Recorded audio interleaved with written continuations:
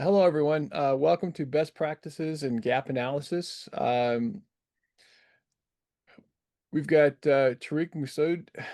I'm sorry, Tariq. I can't even pronounce your last name anymore. Masad. He's certified by ASQ as a CMQ, OE, CQE, and CQA, holds other professional certifications in project management, PMB, sustainability, procurement, and management, consulting, CMC. Tariq is also a professional engineer and the author of the handbook of the new ASQ certification for construction managers. Um, just some housekeeping.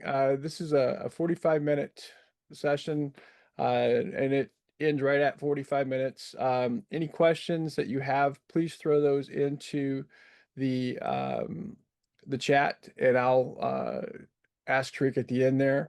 Um, and if we're not able to address those questions at that time, we'll get you some information at the end with the networking and everything. Um, Tariq, it's all yours, bud. Okay, great. Thank you so much. Thank you all for coming into this session. Today we talk about gap analysis. Gap analysis is a planning process, and essentially, some of you may have used that. For others, essentially, the difference between a typical audit and a gap analysis is to be considered a strategic tool that is for long-term planning and application of the vision as against the operational planning for which most audits are performed. So the difference between the current state and the future state, that is called a gap. And the effort of strategic planning is and should be to define what are the improvements that are required and what are the potential risks that may exist. And essentially, those are two fundamental aspects of gap analysis. What we're going to do today is we will talk about different types of gap analysis that can be performed, and it depends upon the nature of the scope, what kind of results the client that has authorized this gap analysis, what is it that they're looking for. So the key things in here, that they are categorized based on functions, or they can be organizational wide, or the category can be internal gap analysis or external gap analysis. And last but not the least, the major category is you can perform it remotely or in person. So there are advantages and disadvantages with each kind, and more than the advantage and disadvantages, there I guess the challenges with each kind of gap analysis, and we will talk about that. Uh, Typically, the functions that are audited in organizations, they can be business functions, they can be processes. You can find the gaps in the competencies, compliance, technology. Where are you and where do you want to be? That gap is what you want to identify. So that would be as far as functional gap analysis is concerned. And again, the the starting point of everything is the scope of the gap analysis. How much and how far do you want to go?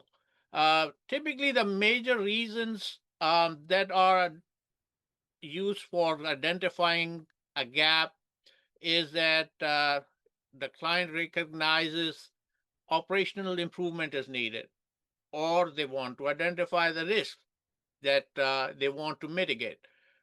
Uh, Many times it is a compliance issue. So they want to know whether we are in compliance or we are not in compliance.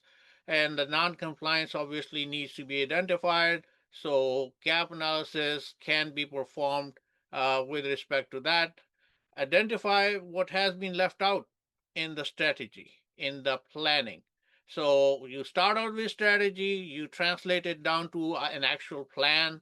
A gap analysis can help you identify what it is that is missing.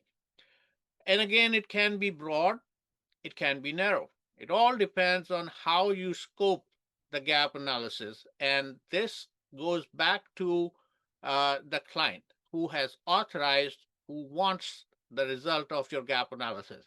So it can be five whys, why are you doing this? Why are you doing that? And you keep on asking those questions.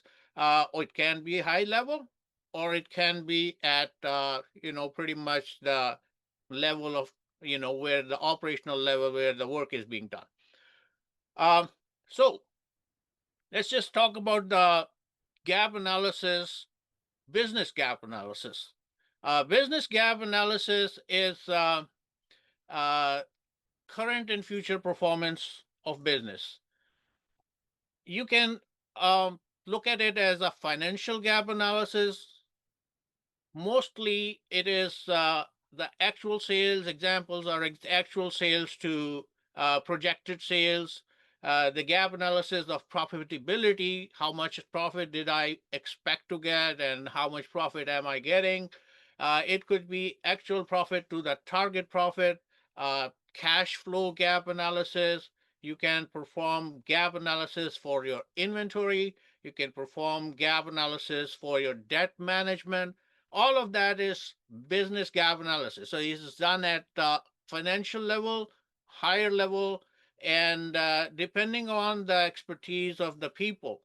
This is mostly a subject matter expertise. Not everybody who is an auditor is qualified to perform a business gap analysis. So keep that in mind. That's the first category of gap analysis.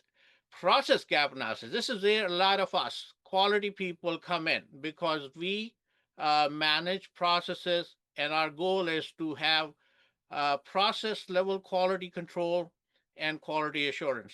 So we identify the processes that would be audited, and we can have a gap analysis of document control. We could have a gap analysis of design control. We could have gap analysis of quality control. We could basically look at, what are the process gaps? What is it that is being done? And what is it that needs to be done? So that essentially is the most applicable aspect of gap analysis for people who are in the quality profession. Um, Again, some of the other ones are also applicable. Compliance gap analysis is a gap against quality standards. Example of that could be ISO 9000, most commonly used quality standard across the world. You can use the ISO 9000 quality standard and evaluate the company, the organization, or the project, and see where are the gaps. And that is again another application of gap analysis that is used by quality professionals. Competence gap analysis. This is for your resources, for the skills that your people have. And again, it is a formal selection process many a times where you want to define. This requires some definition.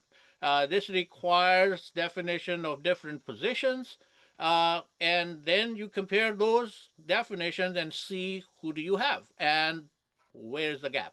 Uh, Quality manager position, does it require a certification such as quality engineer certification or quality manager certification from ASQ? Do your people have it? If you don't have it, that is a resource gap. Skill set. What kind of skills are required for the people who are performing the job? And that is the competence and skills gap analysis. So your focus in that kind of analysis is to look at what is required and what do we have. Technology gap analysis. You look at the use of your current technology. What are they using right now versus what is it that they have planned. Examples of it is, are they using manual inspection? Uh, well, they want to go to electronic inspections, auto inspections, that they give their inspectors, these pads, and they input that directly on the field, whether it's in the construction site or manufacturing facility. Whatever they enter is entered directly, and then that becomes a database. That is typically the best way to do it. And there are lots of companies that do not have that ability just yet. So when you perform a gas gap analysis, you can look at that and see where you are and where you want to be. One of my pet peeves as an auditor has been to look at the process that they have for and the technology that they have. And in this day and age, if somebody says, please fax me the results, I know where they are in terms of the technology. So essentially, where they are, where they need to be, what kind of innovation they have had, what kind of innovation they have planned for their technology processes. This kind of gap analysis will focus on that. So there are some steps in gap analysis audits. These are pretty common across all types of gap analysis that we can perform. The function or the purpose is the same. Uh, the end result is different, but the purpose and the method for gap analysis are more or less the same. You evaluate the current state, where they are at, you define the future state, where they want to be, you set some benchmarks along the way, and you define some time frames. So, as any quality professional would tell you, as the gurus have told us, you can't go from 0 to 100, overnight. You have to define the stages. You can't run before you can walk. So a lot of those things you have to define the benchmarks and define the time frames, and your gap analysis should focus on the gap. Where are you right now compared to where you are expected to be? So the criteria for deficiency needs to be defined.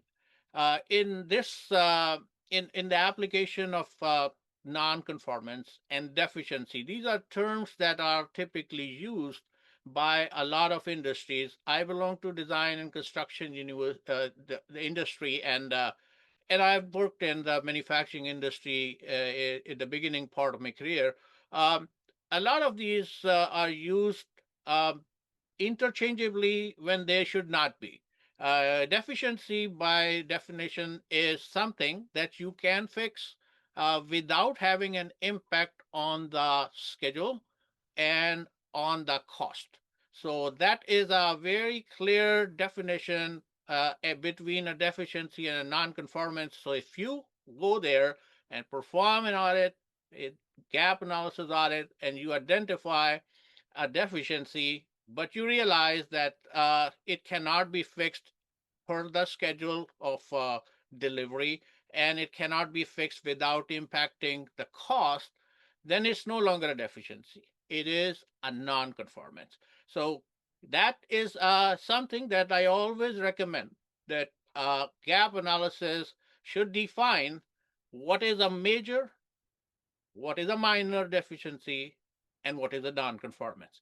So these are the 5 and 6. These are very, very important elements in performing a gap analysis. So you need to define the rules ahead of the performance of the audit, the gap analysis audit, and then once you have performed the audit, you essentially compile the results and you write the report. So we can talk about different types of ways in which we can write the report. And again, in terms of that, also it goes back to the scope. What is it that your client wants? What is it that your management wants? If it's an external gap analysis, what is it that the owner wants? I'm using some of the terminologies that we use in our construction industry. So the purpose is still the same. The method is still the same. It is the scope of the gap analysis that will define how you perform the gap analysis and how you write the report. So we follow up with action plan and strategies to bridge the gap. That should be the end result of a gap analysis. Keep in mind, going back to how I described it in the beginning, this is a strategic plan. It's not an operational plan for day to day. This is a strategic plan. A good gap analysis should be able to give the client or the management or the owner what they are looking for, which is you define where the organization is, where that group is, where that function is, where that department is, with respect to where it is supposed to be. So you write up not only the deficiencies and nonconformances, but a good gap analysis should also follow up with action plan and say, here are the things we found, and this is what these need to do at a minimum to bridge the gaps. So let's talk about some tools. Tools for this kind of audit. Again, gap analysis is an audit. You can use a lot of tools that we as quality professionals have used over time. Some of them are basic quality tools that are very applicable. And then there are some advanced quality tools that are also available that we can use. So we will give a little bit of a breakdown of each one of them. Some of these you are familiar with. I'm pretty sure you must have used others. If you haven't used them, this should be your introduction. I'd strongly encourage you to find out a little bit more about them and use them in your gap analysis. The first one is most common that we have, all of us must have used at one point or another. Pareto chart. Pareto chart, it basically is a chart that displays categories of data in a descending order of their frequency and their impact. And it is often combined with a cumulative percentage line that always helps people, whoever is the management, they get to know what is the maximum frequency. This is one example of, let's say you are doing a gap analysis of medication errors in a hospital or manufacturing errors, on your product line. So identify what are the major categories of failure, and you identify them, the frequencies, and you put them in order. This is the information that is useful as the starting point for the gap analysis and the follow up for that. Another one. This is what I had mentioned to you, a checklist based gap analysis. This checklist is basically a list of items that they need to be completed or verified. Checklist is mostly a structured form, a template, and what you can and should do is take your standard, take the procedure that you want to implement and make a checklist out of that. This example that you see is a checklist that is based on ISO 9000. So ISO 9000 is a standard. Everyone in quality is familiar with that. It is a higher level standard for business excellence, quality excellence. So you can use that as your gap analysis and identify the categories and say, okay, how are we doing in leadership? How are we doing in planning? What are we doing in operation? And then it breaks down as the ISO 9000 standard breaks it, and you can apply it that way. You can use your own company's internal procedure and say, okay, I'm going deep down level 2 or level 3 and find out what is it that my procedure required, and here are the key things that I want, and I put them in my checklist, and then I go and perform my gap analysis. So checklist-based gap analysis, this is another good tool that you can use for gap analysis. Uh, Another thing that most of us have used in our audits, this is another tool. the cause and effect diagram, the fishbone diagram, as many call it. I always prefer when fishbone diagram is used with the 6M. 6M essentially means the material, machine, man, measurement, method, and environment. So essentially, they call it different aspects of the work that can impact it, and then you can identify what is it in each category. Some of them may not be applicable, and you may decide, okay, I'm not going to look at the machine aspect of it or material aspect of it. I'm just looking at the human impact. I'm looking at the method they're using and looking at the measurement that they have, and environmental factors, which can include a whole host of different factors. So that is yet another tool that you can use. Priority metrics. This is something that a lot of people use in terms of performing a good gap analysis. Remember, these are best practices that I'm talking about. You may choose one, or you may choose more than one, or all of them, depending on how much time you have, how much scope you have, what is it that your client wants. Uh, Priority metrics. What does a priority metrics do? Priority metrics is essentially a way to categorize and rank order the tasks and the projects that you have that are based on a criteria. So I always recommend for somebody who is performing a strategic gap analysis to give their report in a manner that defines what are the things that are required, what are the things that are significant, what are the things that are moderate, minor, and low. So as you can see, it's like a scale 1 to 5. It gives your management, your client, your owner a priority.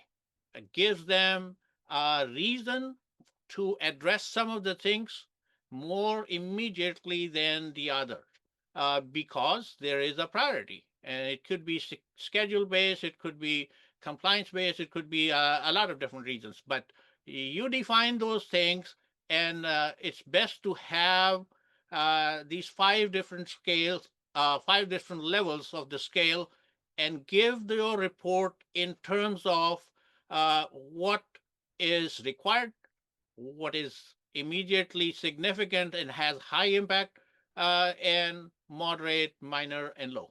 Always helpful. This is something that I strongly recommend. Another thing, another tool that you can use. This is two-dimensional metrics. A lot of people use that.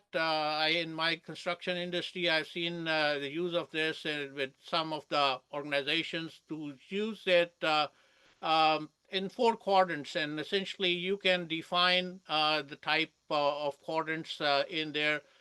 This is used to categorize and rank order the same thing, same as priority in a different way. Example of that could be similar to, it's very similar, not the same as SWOT analysis.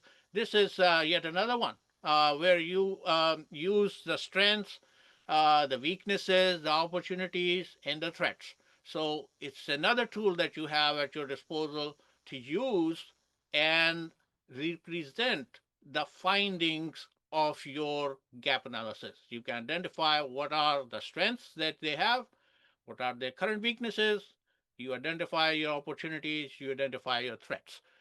Another way to do it is benchmarking. Benchmarking is essentially it's a qualitative ranking, and there are so many different ways to do the benchmarking, and it is a tool to compare your performance against a process that is predefined. Uh, Sometimes it's your product, okay? It's a product, so it's product quality, it's process, it's a process quality. So you have those standards, and you have technical standards for your product. You define those and you measure your performance against those on a qualitative rank. It can be quantitative, it can be accurately measured, but at the end, for management purposes, for strategic purposes, the management of any organization is not really as much interested in finding out that this product was 2 centimeters off when I manufactured it. Uh, More than that, they are really interested in the bigger picture and say how many of these were 2 centimeters off, and if the whole production lot was 2 centimeter off in terms of how what the product technical requirement was, then we have a systemic problem. So this kind of qualitative ranking is more for the senior management so that they can know what should be their priority. In terms, it can be in terms of the product quality, it can be in terms of pricing, promotion, reputation, your people and resources, your partnerships. So many different ways. You define based on your scope what are the benchmarks that make sense for you. So essentially, benchmarking is another tool that you can use. McKinsey, another consulting firm, very well known in the world, essentially for uh, business development, project management, quality as well. They came out with this concept of 7S analysis. This is yet another tool that you can use. You can look at the things that you look at in such a gap analysis. You look at structure, you look at the system, you look at the style of the management, you look at the resources in the staffing, you look at the skills, you look at their strategy, and then you bring it back and you say, as an organization, you know, these were your shared values, and this is where you are. Keep in mind, this is at the high level. This is not some of the other things that I showed you were more operational level. Depends on the scope that you have. So if you are working for your C-suite people and you are working for your board and you want to give them the information, this is what they are interested in. So keep your audience in mind. Who are you doing this gap analysis for? And if it is for your high level management, then this is very helpful.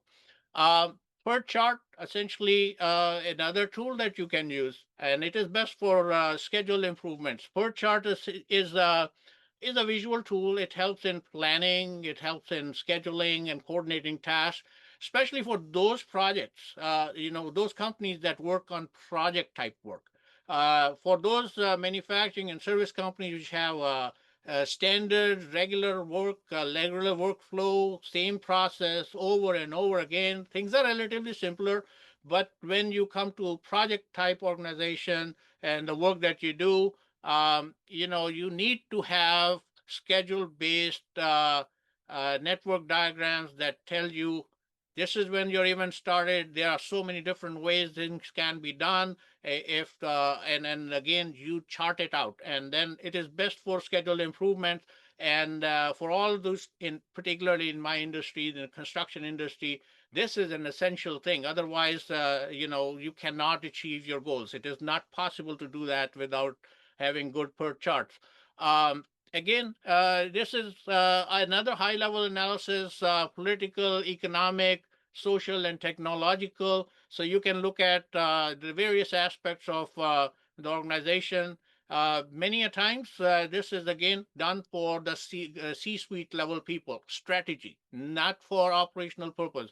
So they look at economic impact, social impact, demographic, ethical, technological, legal, political. So yet another tool, high level analysis.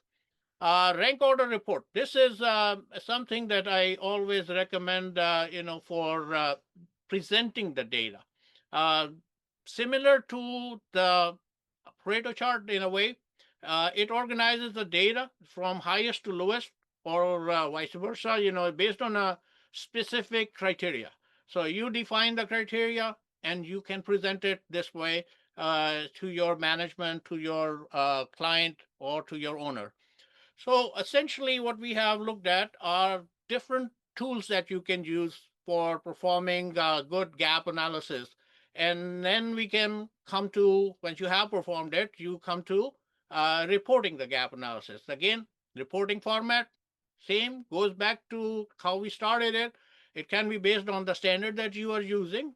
It can be based on the functional units, which essentially mean you are reporting on management, you are reporting the procurement department, you're reporting on quality department, you are reporting the performance of design control, the performance of document control, or as ISO 9000 does it, everything together.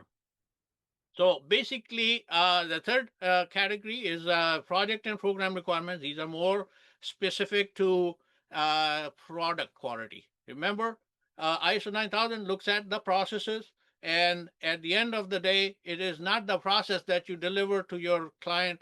The client essentially is interested in the product quality. And we all know that without having good processes, you cannot achieve product quality. So the purpose of your gap analysis audit is different when you are evaluating processes and when you are evaluating product.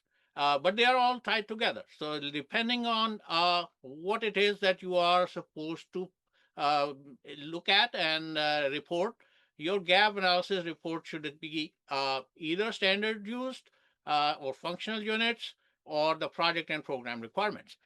Um, Report templates. Report templates are different types. Again, this is very interesting. A lot of people, do it in different ways, and there are good and bad things, or against pros and cons with each one.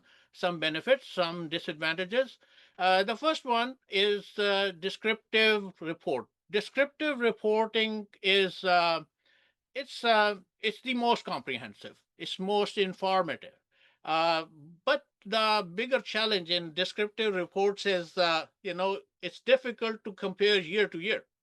You have a descriptive report, and the person has to look at it, another descriptive report, and then they need to have the ability to compare this year to the next year to the next year, uh, and or one quarter to the next quarter. So descriptive report, most informative, but it has a challenge that comparison is more difficult. On the other hand, the checklist based report, yes and no. A lot of people do it that way. A lot in ISO 9000 external auditing, you basically come across auditors that say yes, yes, and no, no, and this is being in compliance, or yes and no. This is a binary way of thinking, and binary way of thinking in a checklist based report um, is depends on how you scope it. It has its limitation. It is limited in accuracy. If the scores are compiled, then those scores can be misleading. If they are not compiled, then you are not comparing month to month or year to year progress. So checklist based report, you have to be a little bit careful in terms of how you structure it. And that brings me to the third one, rated report. Rated report is where you are using some scale. So you basically say that, yeah, I mean, it's a non-conformance. Let's assume they're in one area, but that is a minor non-conformance that I had a product and I did not really. It's an incident. It is a non-conformance, but it's an incident that the product did not meet the technical requirements. However, another go in the human resources, and I find that three of the major people that are needed to perform the work are not even hired. And again, if I find a systemic problem somewhere, that has to be higher valued. So rated reports are the ones where you put in a rating or weighted average, weighted rating, and that is more useful than a simple checklist based binary report. Another report template can be spreadsheet. Now, the spreadsheets are useful because you can compare. And again, a lot of people who have used it, they know that it is easy to develop charts and graphs from that. And you can do rank order reports. A lot of those things. These are beneficial and depends on the scope that you have defined for your audit. SWOT analysis and pest analysis. These are essentially the higher level, the political, economic, and social, cultural, technological reports. Those are the ones that you do for senior management and typically the board. Um, Again, coming to the rule of thumb, I always say keep it simple.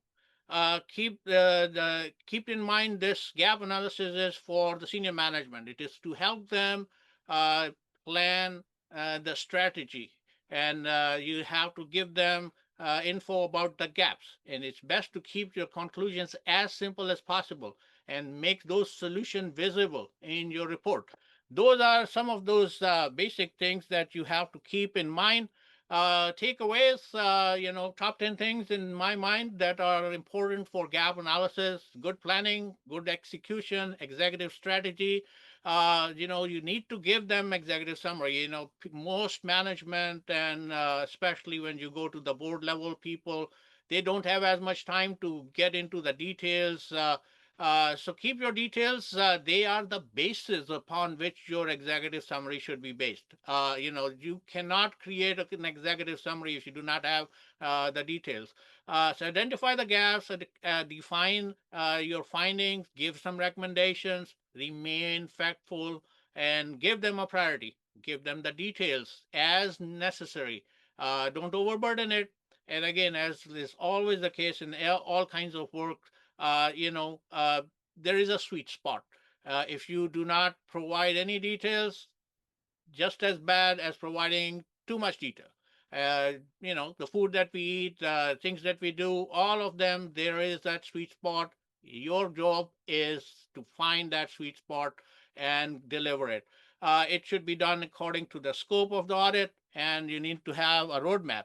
So basically, we have discussed evaluating our current state, defining our future state, setting benchmarks, setting time frames, assessing the gap, and building action plans and strategies. That's all I had for my presentation today, and just want to keep it open for questions. Any questions you have? Yes, Tariq, we've got one here. Could the priority matrix also be used to categorize criticality of audit nonconformities? It can be. I prefer that, when you go to the priority metrics, depends on how you want to look at it. Priority metrics, many people, I prefer the five categories that I mentioned. Mention it with respect to what is required, what is significant, what is moderate, and minor and low. When you do that, regardless of what is the nature of your result, you are giving the management a report that is most useful for them. Okay.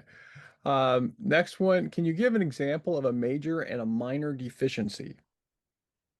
Well, too many examples. I'm going to use my own industry, and again, we do construction. A lot of times, concrete results. So you have a sample that you pull, and concrete is not meeting the specs. Okay, it is a non-conformance. Let's assume it's no longer a deficiency because the time period has gone when it could be fixed, and now it's a non-conformance, or even if it's a deficiency. The basic concept is major of minor. Example is I have the apron on which the plane is going to stand right outside of the gate. That area, the concrete criticality is super high. Okay, and then right next to the building is a walkway that nobody uses, or somebody uses sometime, and that is also concrete. And that concrete essentially is also not meeting the specs. Well, it's very apparent. You cannot allow uh, any the criticality of the where the plane is standing, that is super high. So major and minor. Another example could be based on the time that you have to deliver something. So using a manufacturing analogy, you can, if you have some time available, or you can fix some things, and you think it's a deficiency that I can fix before the auditor comes back again, you can define that. But all those rules of major and minor, what is significant, what is not significant, those should be defined as well as agreed to prior to doing the audit. I mean, you cannot define them in midstream or after the fact. Last question here. Do you have specific recommendations for service-based nonprofit review? A lot of these things that I mentioned earlier, different tools that we can use, service based, essentially, I recommend whenever I have performed audits of service based companies, uh, then a lot of them should have some level of compliance requirements. And again, keep that in mind. Compliance is not the same as excellence. Compliance represents your minimum standards, and excellence represent the best practices. The best practices, to see what best practices are and could be, you can go to things like the Baldrige Award criteria, and it gives you those guidelines that you can implement in any industry, and they are best practices. But minimum requirements are the requirements that you need, and I think to pass this, to comply with what the service it requires. So if, let's say, you have a hotel that you are working in, and again, I know that these chains like Marriott and Holiday Inn and others have a policy where they send their auditors to perform audits of a location which is a franchise to them, but is run by an independent operator. They come in and they have the corporate guidance of how Marriott should be, and what are the standards. They look at them and they basically evaluate them and say, well, your kitchen is not good, and all of these things. So these are basically some examples of using it for service industry. Very good. Well, thank you very much, Tariq. Excellent presentation as always. We've got, I think, maybe 1 minute left. I think we'll go ahead and give it a call here. Um, yes, the presentation will be available. All the presentations that you're seeing during this conference are going to be downloadable somewhere. I don't remember where they said, but so everyone that you see, you'll actually get a copy of it if you want a copy. So. Thank you, everyone, and hopefully you'll have a great rest of the conference. Thank you very much.